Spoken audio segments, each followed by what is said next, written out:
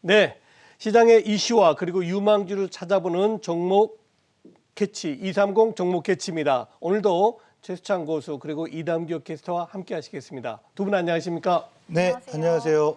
자, 먼저 오늘의 주제 같이 확인해 보겠습니다. 네, 삼성 전략폰 갤럭시 S22 공개, 미리 담을 쇠주는. 그렇죠. 지난밤 삼성전자의 상반기 전략 스마트폰이죠. S22의 3종 세트가 공개되었습니다. 자, 과연 증권가에서는 이 신시리즈에 대해서 어떻게 분석을 하고 있는지 이담규 캐스터가 전해주시겠습니다. 삼성전자가 온라인으로 갤럭시 언팩 행사를 열고 신제품 3종을 공개했습니다. 갤럭시 S22와 S22 플러스, 울트라까지 세 모델인데요. 먼저 이번 갤럭시 S22 시리즈의 상세 스펙 알아보겠습니다. 디스플레이의 크기는 S22가 6.1인치, S22 플러스는 6.6인치인데요.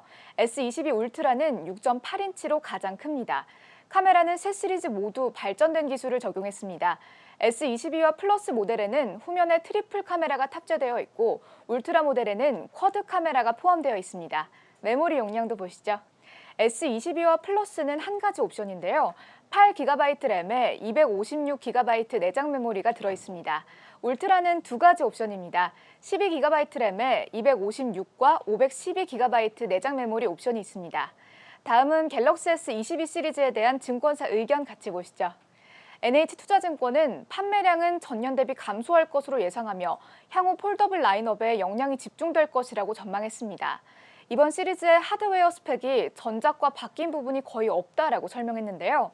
폴더블 스마트폰인 갤럭시 Z 시리즈를 제외하고는 경쟁사 대비해서 제품 경쟁력이 부족하다는 의견을 제시했습니다. 그로 인해 기존의 삼성전자 스마트폰 부품 관련 업체들보다는 폴더블 스마트폰 관련 업체들의 수혜가 더욱 커질 것이라고 판단했습니다. 다음은 하이투자증권의 의견입니다. NH투자증권의 의견과는 다소 차이가 있었습니다. 보다 긍정적으로 바라봤는데요. 삼성전자의 전략은 상반기에는 갤럭시 S, 하반기 갤럭시 Z 공개로 정립되었다라고 설명했습니다. 가격은 전작과 동일하다면서 판매량이 전작 대비 10% 이상 증가할 것이라고 전망했는데요. 특히 이번 시리즈로 MC넥스와 파트론이 수혜를 입을 것이라고 밝혔습니다. 카메라 모듈 공급망에서 이전보다 중견 카메라 업체의 역할이 확대됐기 때문이라는 이유를 제시했습니다. 마지막으로 키움증권의 의견도 보시죠. 키움증권은 갤럭시 S22 시리즈에서 카메라 기능이 강화된 점에 주목했습니다. 야간의 선명도를 높이는 나이토그래피 기능이 추가됐다고 설명했는데요. 또한 울트라 모델은 갤럭시 노트 시리즈를 대체할 것이라며 S펜이 최초로 탑재됐다고 밝혔습니다. 그러면서 전작 대비 출하량이 증가할 것이라는 긍정적 의견을 제시했습니다. 지금까지 갤럭시 S22 시리즈 재원과 증권사 의견 알아봤습니다. 네, 자 갤럭시 신제품에 대한 증권가 의견 함께 들어봤습니다.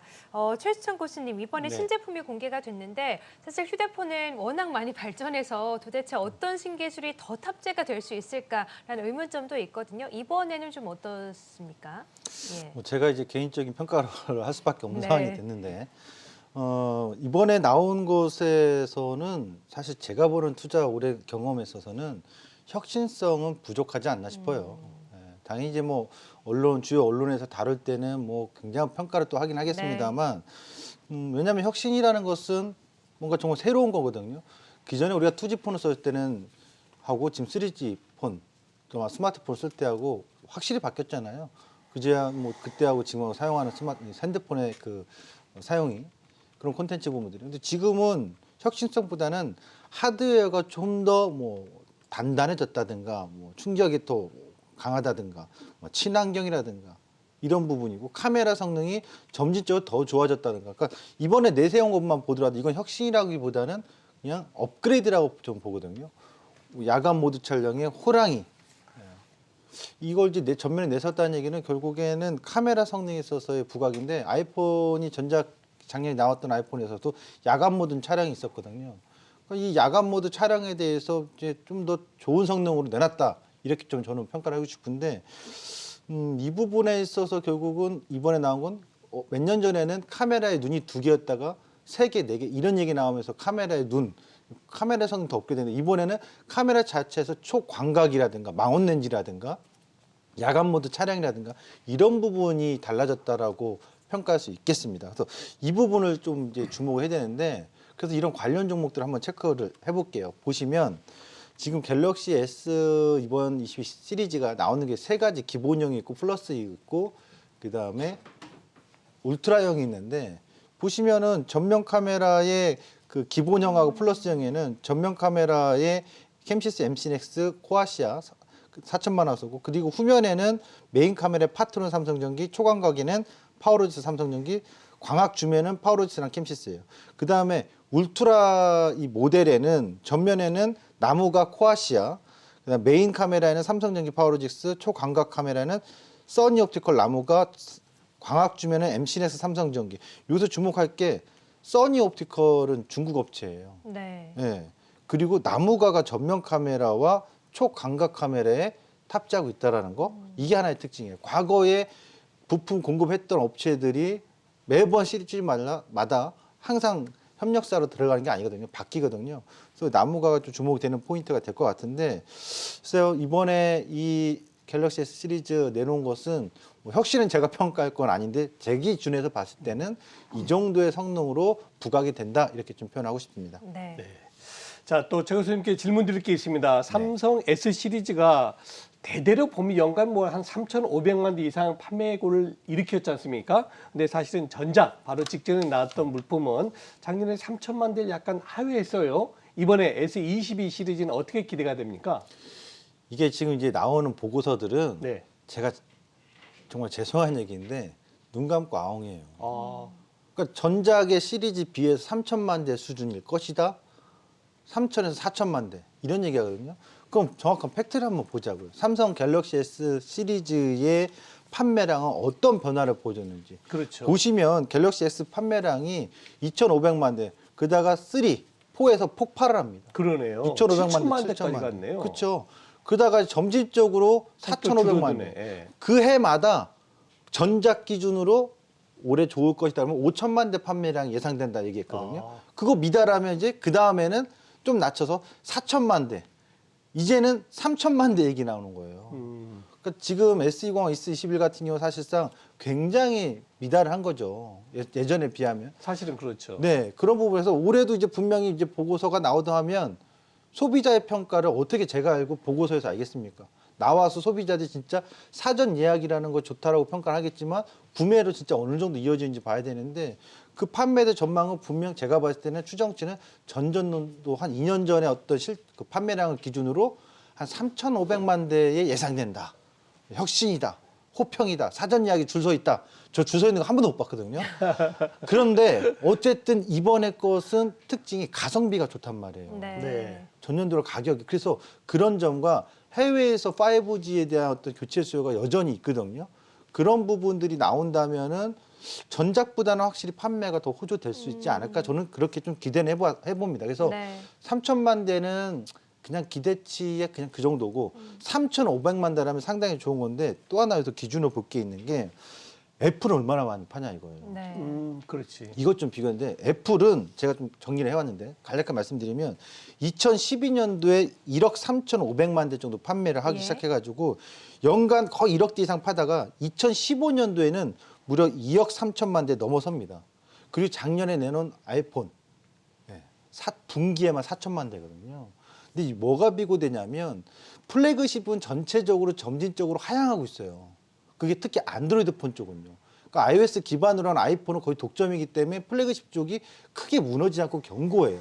그러니까 매출만 보더라도 발표한 거 보면은 삼성 같은 경우는 이 스마트폰 분야 109조 원이거든요, 연간. 예. 애플 같은 경우는 430조 원이에요.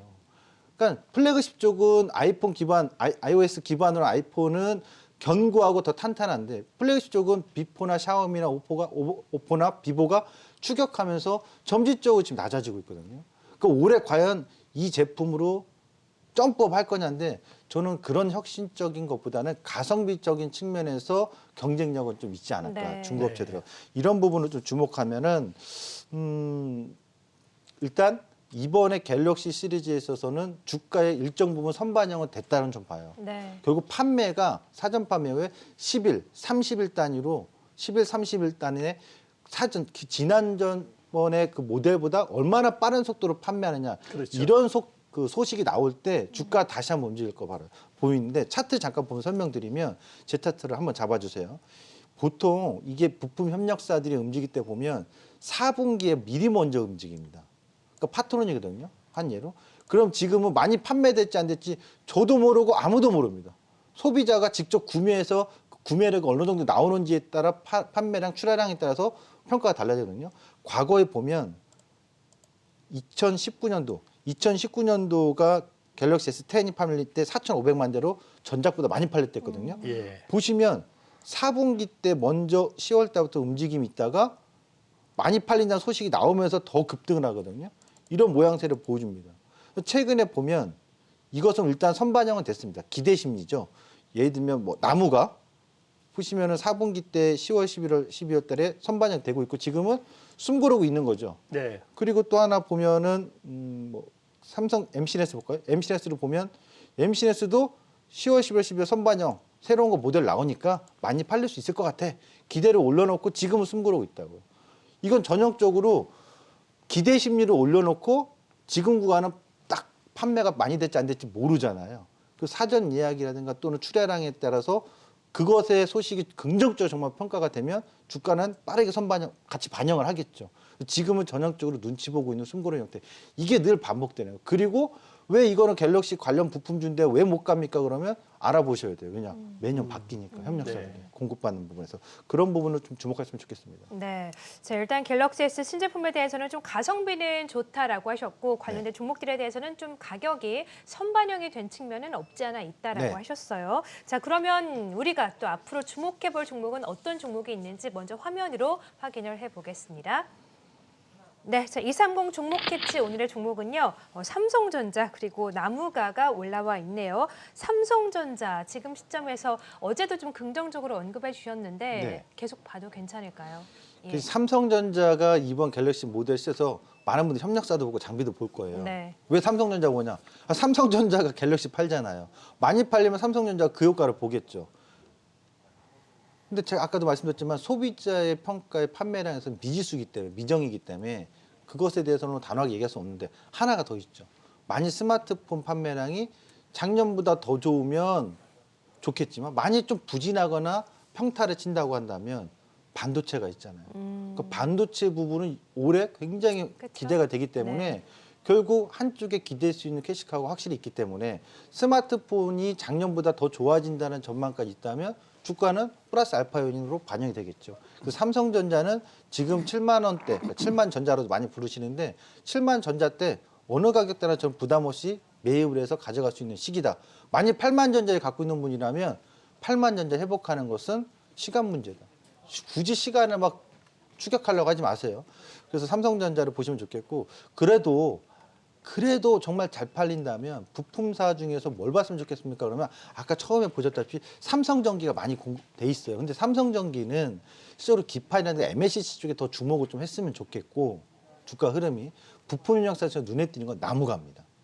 왜 나무가 눈에 띄냐면 2년 전에 BW를 발행했습니다. 200억을.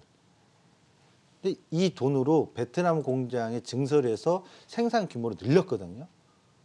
나무가가 그때부터 협력사로 벤더업체로 선정이 되면서 공급하는데 이 플래그십에 지금 공급하는 부분 아까 보셨지만 여기 보면은 초광각이죠. 네. 이 초광각 부분이 어떤 거냐면 쉽게 설명드리면 간략하게 설명드리면 화면 사진이 찍으면 네.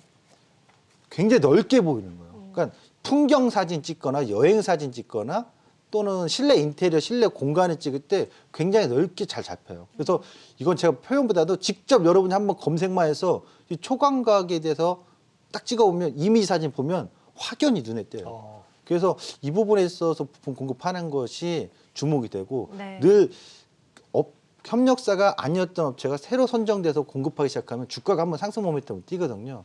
그런 가능성에서 본다면 이번에 판매 효과가 정말 긍정적으로 나타날 경우에 나무가의 주가 모멘텀은 긍정적으로 나타날 수 있겠다. 또 하나는 보급형에도 이 회사가 오토포커스를 공급하고 있기 때문에 연간 삼성전자의 그 스마트폰 판매량이 약 2억 4천만 대 수준이거든요. 전체예요. 그리고 애플 아이폰이 한 2억 한 1천만 대 수준 왔다 갔다 하는데 이 부분에서 본다면 저가 보급형도 많이 팔릴 경우에는 나무가의 실적은 긍정적으로 나타날 수 있지 않을까 이렇게 전망이 됩니다. 네, 나무가 또 최근에 또 주가 상승세가 좀 두드러졌는데 잠시 좀 쉬었다가 다시 가고 있는 것 같아요. 나무가에 대해서도 긍정적인 의견 주셨고 이와 함께 삼성전자도 종목으로 꼽아주셨습니다. 자, 230 종목 캐치 오늘은 갤럭시에서 신제품 관련해서 앞으로 전망 또 유망주 들어봤고요. 최수찬 고수 또 이담교 캐스터와 함께했습니다. 고맙습니다. 네, 감사합니다.